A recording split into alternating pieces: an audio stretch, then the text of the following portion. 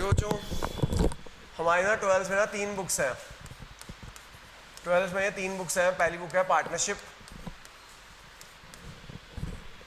Partnership कितने number किया? 36 marks किया। आपने ना 11th में ना सिर्फ एक ही चीज़ पढ़ा था, सोल राइटरशिप। यहाँ पे कितनी बुक्स पढ़नी है? 3 बुक्स। पहली है पार्टनरशिप, 36 मार्क्स की, 7 चैप्टर है इसके अंदर।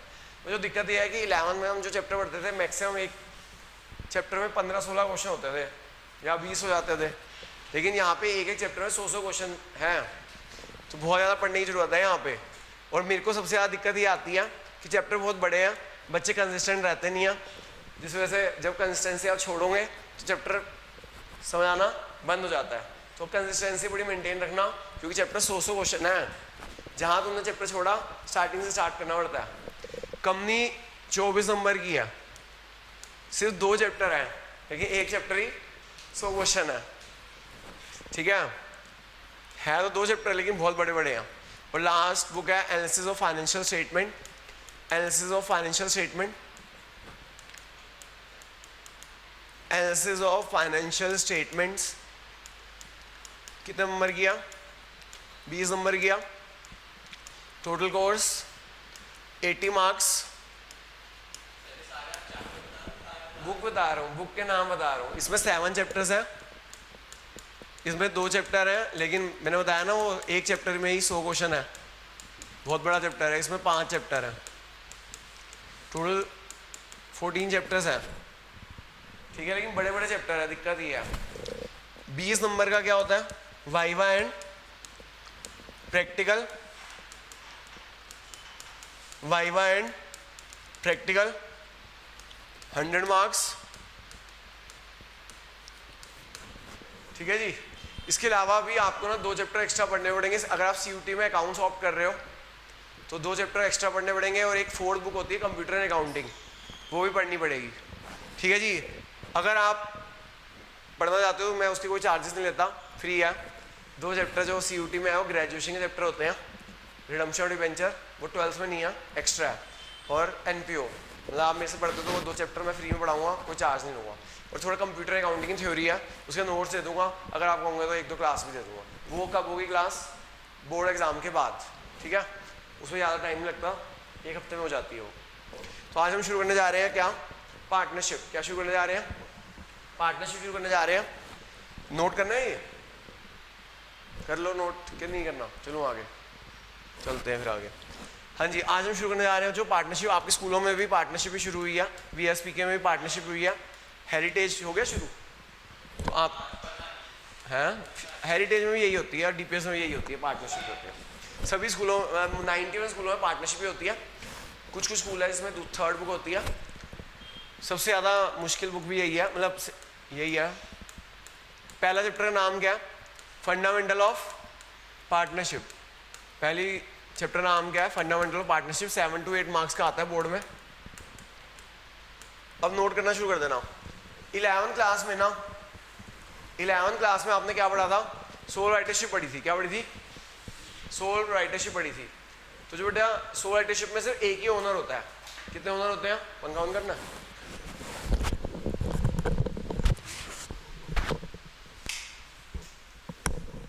इलेवंथ क्लास में जो हमें सोल राइटरशिप पढ़ा था, अब पढ़नी है आपको पार्टनरशिप। क्या पढ़नी है?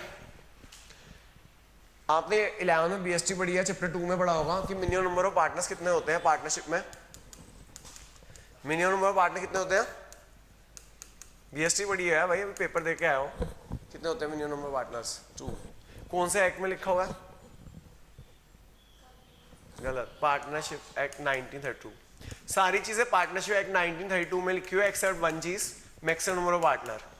तो ये एक्ट याद कर लेना, पार्टनरशिप एक्ट 1932। 1 मार्कर का बोर्ड में बहुत बार क्वेश्चन आ चुका है कि मिनिमम नंबर ऑफ पार्टनर्स कितने होते हैं? 2 होते हैं। कौन से एक्ट में होते हैं? कौन से एक्ट में लिखा हुआ है? पार्टनरशिप एक्ट 1932 में लिखा हुआ है। मैक्सिमम नंबर ऑफ पार्टनर कितने होते हैं?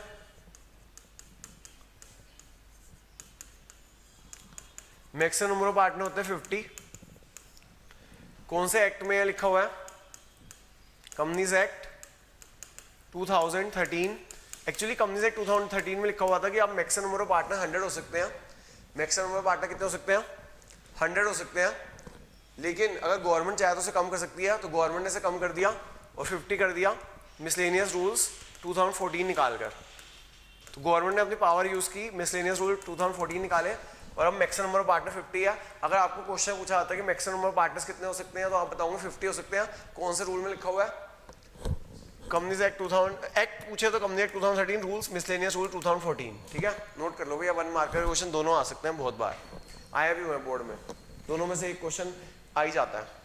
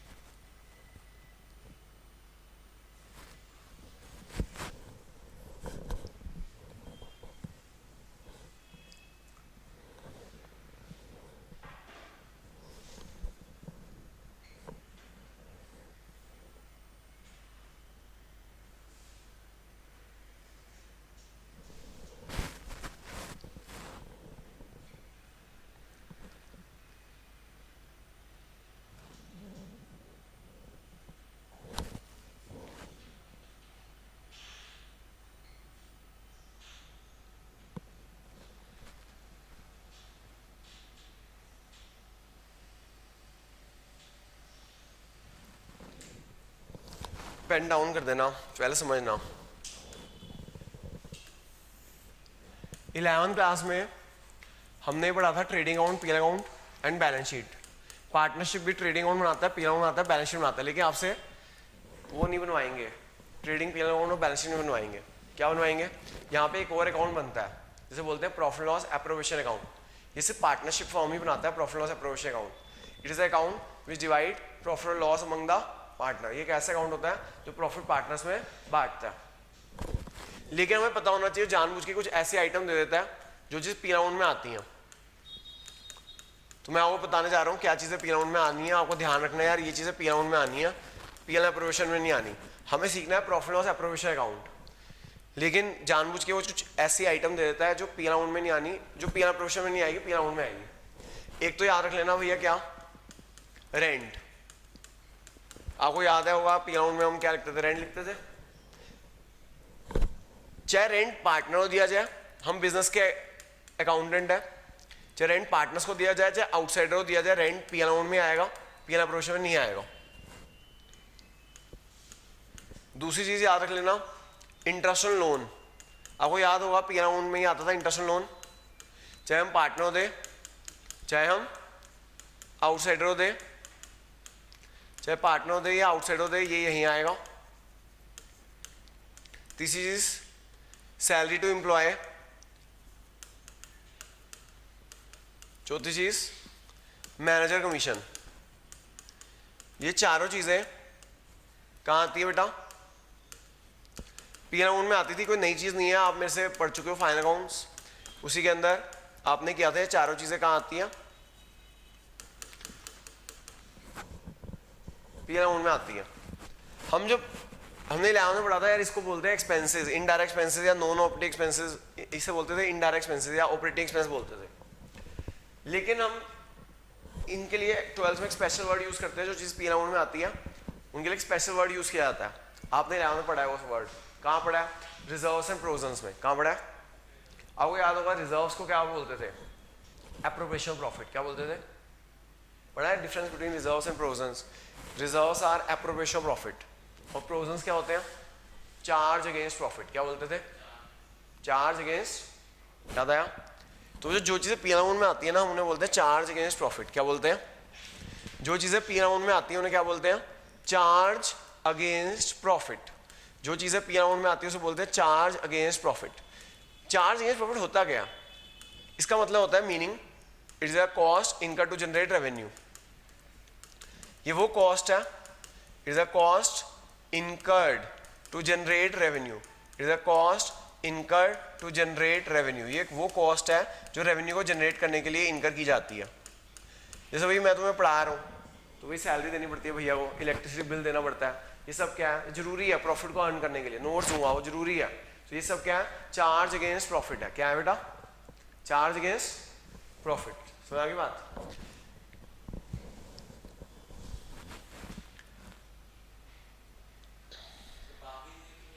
बाकी चीज़ें भी आएंगी, बाकी चीज़ें भी आती हैं, सारी चीज़ें आती हैं, सारी चीज़ें आती हैं, लेकिन ना पेपर में ना एग्जामिनर ना यही चीज़ें टेस्ट करता है, ये 3 चीज़ें टेस्ट करता है, रेंट टेस्ट करता है, इंटरेस्ट लोन टेस्ट करता है और मैनेजर कमीशन टेस्ट करता है। क्यों यही चीज़ें 3 चीज़ें क्यों टेस्ट करता है बताऊंगा थोड़ी देर बाद, क्योंकि थोड़ी सिमिलर है ये चीज़ें ना, जो चीज़ें पीना प्रोशन आती है ना उससे सिमिलर है, तो जानबूझ के वो बच्चों को लगता है कि यार ये तो सर ये तो पीना प्रोशन आती है, वो वर्ड थोड़ा वर्ड सिमिलर है, तो बच्चों को लगता है कि यार ये तो वो पी में पी अकाउंट की जगह पीना प्रोशन लिख देते हैं, वो गलत हो जाता है। सारी चीज़ें आती हैं जो जो जो तुमने 11 में पढ़ी वो सारी चीज़ें आएंगी, लेकिन नॉलेज वो टेस्ट इन 3 चीज़ों को ही करेगा बोर्ड का एग्जामिनर, क्योंकि वो सिमिलर चीज़ें हैं और आज तक उन्होंने 3 चीज़ें ही टेस्ट किया उसने।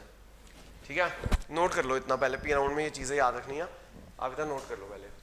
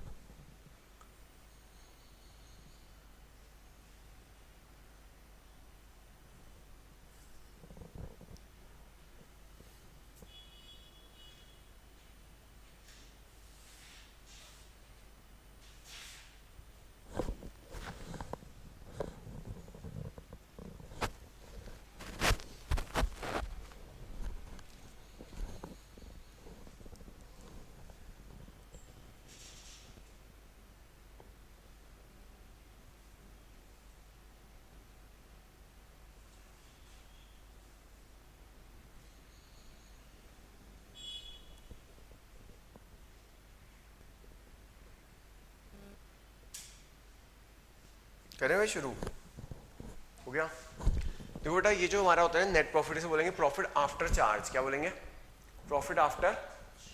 याद से तो क्या होगा, इनमें से एक या दो आइटम दे देगा, आपको क्या करना है प्रॉफिट में से वो चार्ज माइनस करना है, मतलब खर्चे माइनस करने हैं, वो हमारा नेट प्रॉफिट आ जाएगा। और वो नेट प्रॉफिट कहाँ जाएगा, जो आप हमें 12th में सीखना है वो है प्रॉफिट लॉस एप्रोवेशन अकाउंट। ये सिर्फ पार्टनरशिप भी बनाता है और कोई नहीं बनाता, यानी प्रॉफिट लॉस के बाद बनता है पार्टनरशिप में profit loss appropriation account. Today it is an account which divides profit loss among the partners. It is an account which divides profit loss among the partners.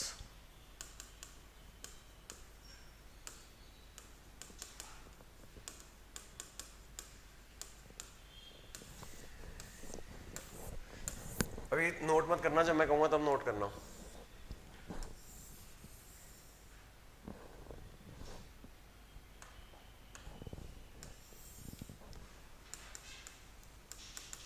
यहां आता है पर्टिकुलर अमाउंट, पर्टिकुलर अमाउंट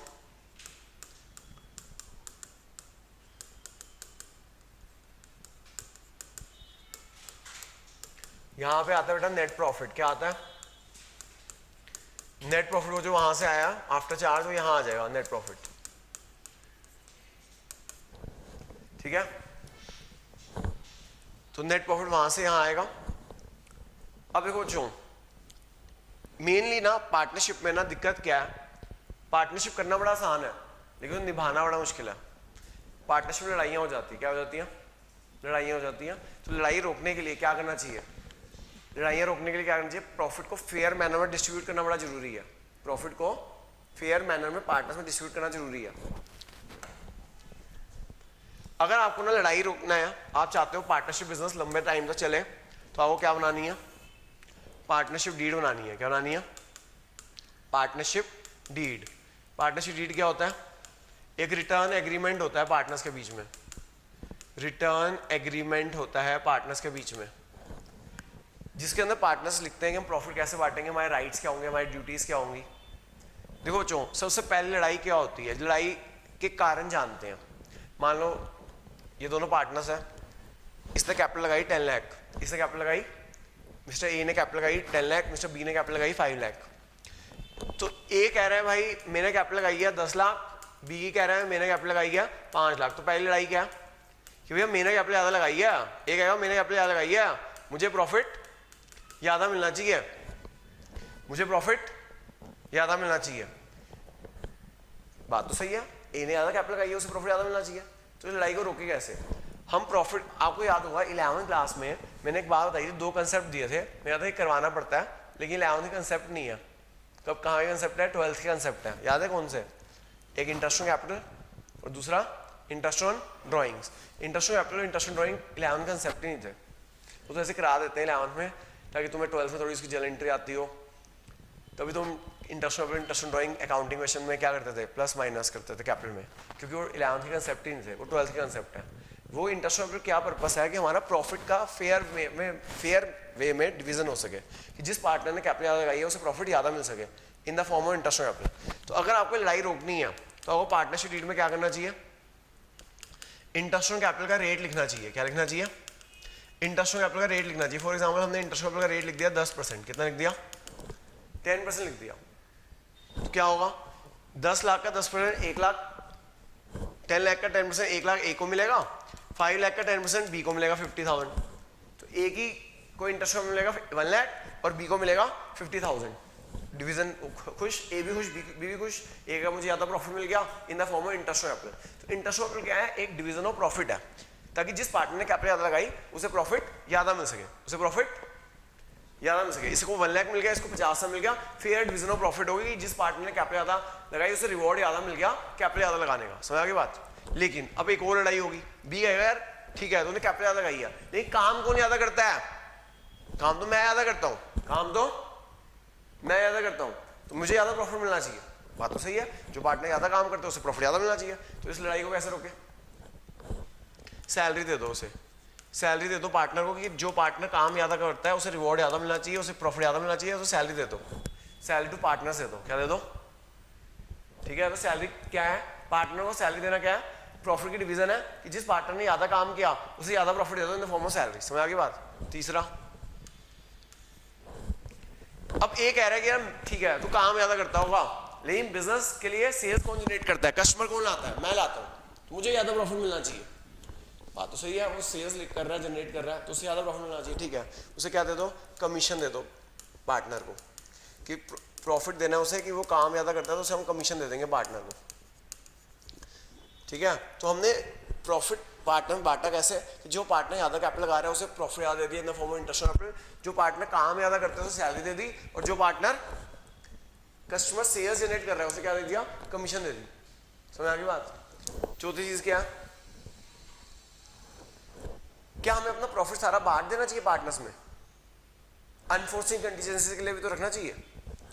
जैसे Covid आ जाता है, एकदम से Covid आ गया, enforcing contingency से कोविड आ गया, लॉस में फायर हो गई, लॉस में थेफ्ट हो गया, आजकल क्या आ रहे हैं अर्थक्वेक बहुत आ रहे हैं ना दिल्ली में, तो कोई अर्थक्वेक आ जाए फिर तो कुछ पैसा आपको क्या करना चाहिए?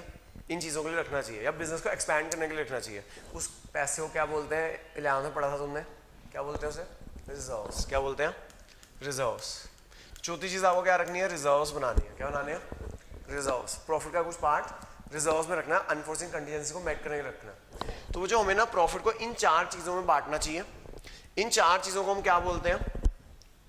अगर हम 4 चीज़ों में बांटोगे फेयर डिस्ट्रीब्यूशन ऑफ प्रॉफिट होगा। इन 4 चीज़ों को क्या बोलते हैं हम? Appropriation of profit. क्या बोलते हैं बेटा? एप्रोप्रिएशन ऑफ प्रॉफिट, प्रॉफिट का बंटवारा। Appropriation of profit, division of profit, division of profit. इस तरह से हम प्रॉफिट डिवाइड कर देते हैं पार्टनर्स में। समझ आ गया कि डाउट है? तो ये जो चारों चीजें हैं कहलाती है अप्रोवेशन प्रॉफिट। 2 मिनट रुक जा भाई, टाइम दूंगा नोट करने के लिए। इन चारों चीजों को बोलते हैं अप्रोवेशन प्रॉफिट। ये चारों चीजें हैं, ये प्रॉफिट इधर बढ़ता है, इधर प्रॉफिट घटता है, ये चारों चीजें यहां आती हैं। इंटरेस्ट ऑन कैपिटल यहां आता है, इंटरेस्ट ऑन कैपिटल यहां आता है। मान लो 2 पार्टनर्स है ए और बी, तो इंटरेस्ट से अगर प्रॉफिट घटेगा फॉर्म का, फॉर्म के अकाउंटेंट है इसलिए यहां आ जाएगा। और क्या आता है? चौथी दूसरी चीज सैलरी टू पार्टनर, क्या आती है? सैलरी टू पार्टनर आती है। तीसरी चीज कमीशन टू पार्टनर।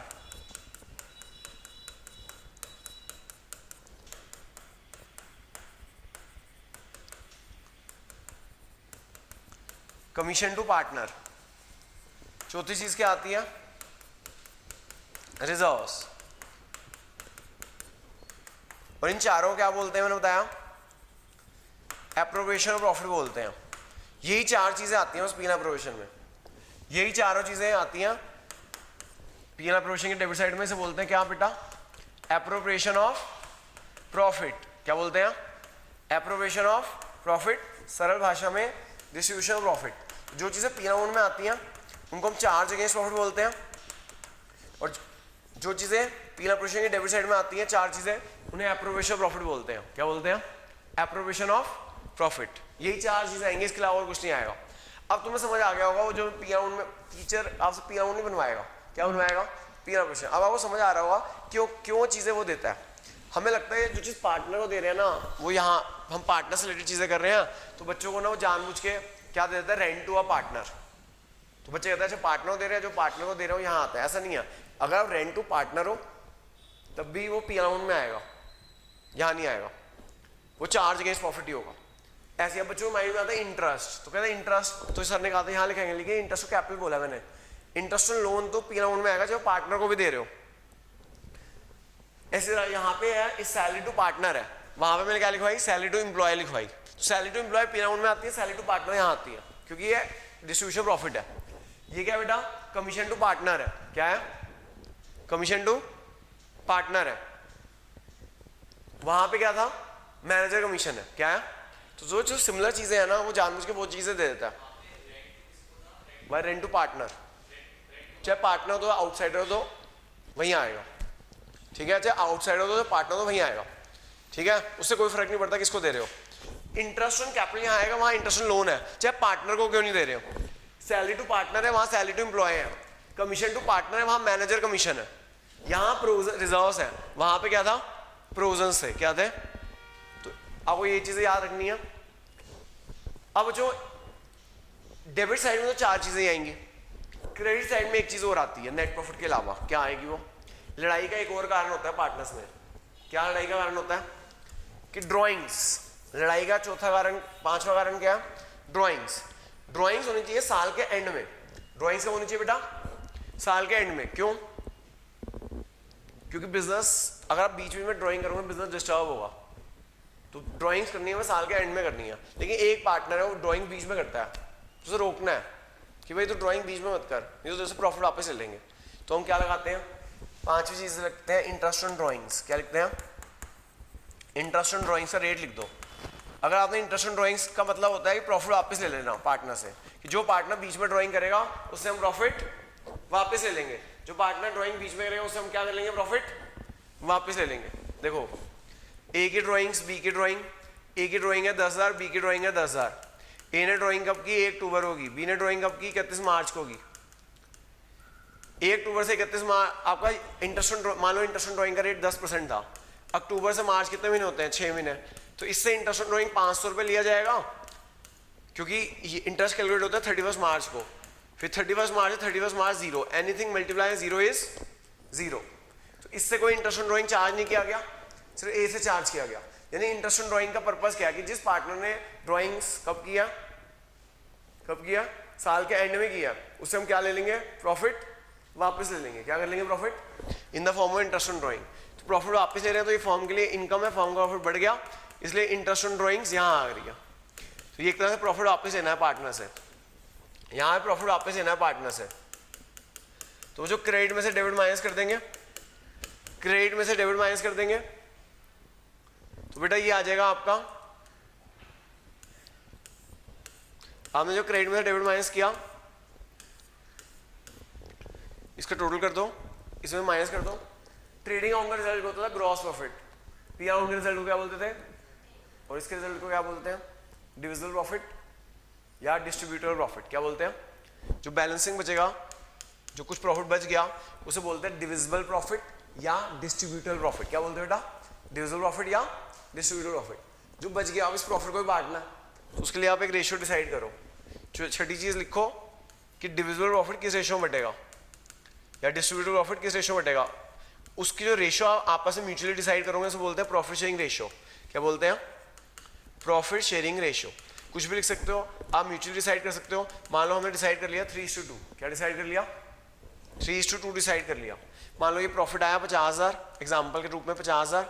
इस प्रॉफिट को हम बांट देंगे भाई 3:2 में। बांटना आता है सबको, कई बच्चे होते हैं इनको बांटना नहीं आता रेशियो में।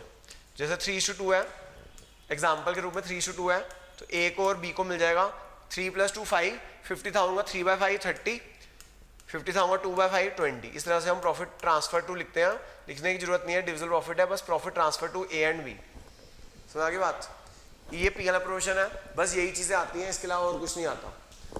Net profit, interest on drawings, उधर चार चीजें, interest on capital, salary to partner, commission to partner, reserves, और इनको बोलते हैं, इस चार चीजों को बोलते हैं अप्रोवेशन प्रॉफिट। क्या बोलते हैं, और जो चीजें चार चीजें पी राउंड में आती है उसको बोलते हैं चार्ज अगेंस्ट प्रॉफिट। याद रखना क्या क्या, रेंट टू पार्टनर या outsider, interest on loan to partner या आउटसाइडर, सैलरी टू एम्प्लॉय, और चौथी चीज रिजर्व, वो पी राउंड में आती है।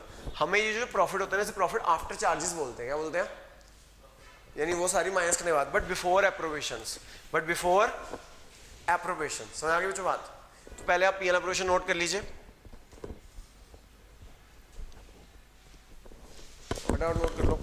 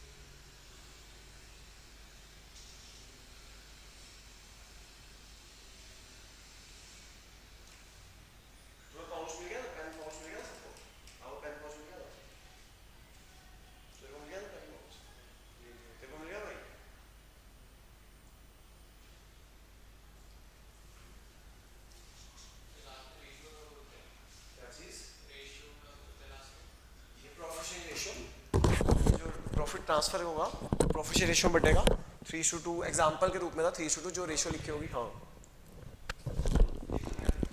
प्रॉफिट ट्रांसफर टू पार्टनर्स के नाम लिख दिए जाते हैं। यहाँ लिखा जाएगा to profit transfer to A and B